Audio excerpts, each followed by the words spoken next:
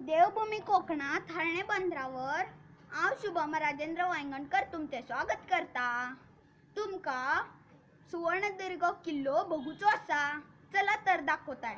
तशा म्हाका सगळ्या भाषा येतात, पण तुम्ही कोल्हापूरकर म्हण हांव मराठीत बोलताय। हा सुवर्णदुर्ग किल्ला आहे जो समुद्रात आहे, त्यामुळे आपल्याला बोटीने जावं लागेल। हा आहे समुद्र। पाण्याचा अपव्यय टाळण्यासाठी रांगोळीचा वापर करून हा समुद्र केलेला आहे। चला तर मग जाऊया। आता आपण किल्ल्यावर पोहोचलो। हा आहे किल्ल्याचा दरवाजा, जो पूर्व दिशेला असूनही उत्तरभिमुख आहे। आता आपण आत पाहूया। ही आहे मारुतीची मूर्ती। हिचं वैशिष्ट्य म्हणजे हिची शेपूट डोक्यावर आहे, त्यामुळे त्याला युद्ध मारुती असे ओळखले जाते। आता आपण किल्ल्याच्या आत आलो आहोत। हा किल्ला 8 एकर जमिनीमध्ये पसरलेला आहे। या किल्ल्याची बांधणी 16व्या शतकातली आहे। छत्रपती शिवाजी महाराजांनी स्वराज्याच्या रक्षणासाठी 1660 साली दुसऱ्या आदिलशहाकडून हा किल्ला जिंकून घेतला आणि याची पुनर्बांधणी केली। या किल्ल्याच्या तटबंदीचं वैशिष्ट्य म्हणजे या तटबंदीच्या वर 10 ते 11 फूट भिंत आहे, त्यामुळे तेथून आपण टेहळणी करू शकतो। ही तटबंदी काळ्या व जांभळ्या दगडाने बांधलेली आहे। हे खूप सुरक्षिततेचे आहे।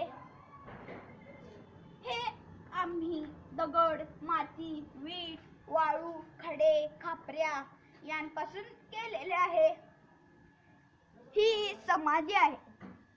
हे धान्याचे कोठार आहे। हा आहे पडका वाडा। हे आम्ही पुठ्ठ्यापासून केलेले आहे। ही आहे विहीर। हिचं वैशिष्ट्य म्हणजे ही समुद्रात असूनही हिचे पाणी गोडे आहे आणि तीनही विहिरी एकत्र आहेत। आता हे आम्ही टाकाऊ बाटलीपासून केलेले आहे। आता आपण मंदिराकडे जाऊया। हे आहे कालंबिका देवीचं मंदिर। हिचं वैशिष्ट्य म्हणजे ह्यात मूर्ती नाही, कारण ज्यावेळी छत्रपती राजाराम महाराजांनी कालोजी आग्र्यांना जहागीरदारी दिली, त्यावेळी त्यांनी या कालंबिका देवीची प्रतिष्ठापना अलिबाग येथे केली, त्यामुळे येथे मूर्ती नाही। म्हणून या किल्ल्यावर आम्ही छत्रपती शिवाजी महाराज हे आमचे दैवत आहेत, त्यामुळे त्यांच्या मूर्तीची प्रतिष्ठापना या मंदिरात केलेली आहे। असा आमचा सुंदर किल्ला आहे। येथे लाखो लोक येतात। ह्या किल्ल्याच्या चारी बाजूनेही पाणी असलं तरी हा किल्ला भक्कमपणे उभा आहे।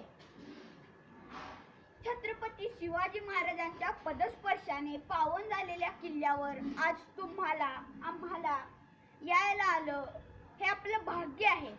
असेच तुम्ही या किल्ल्यावर येत जावा।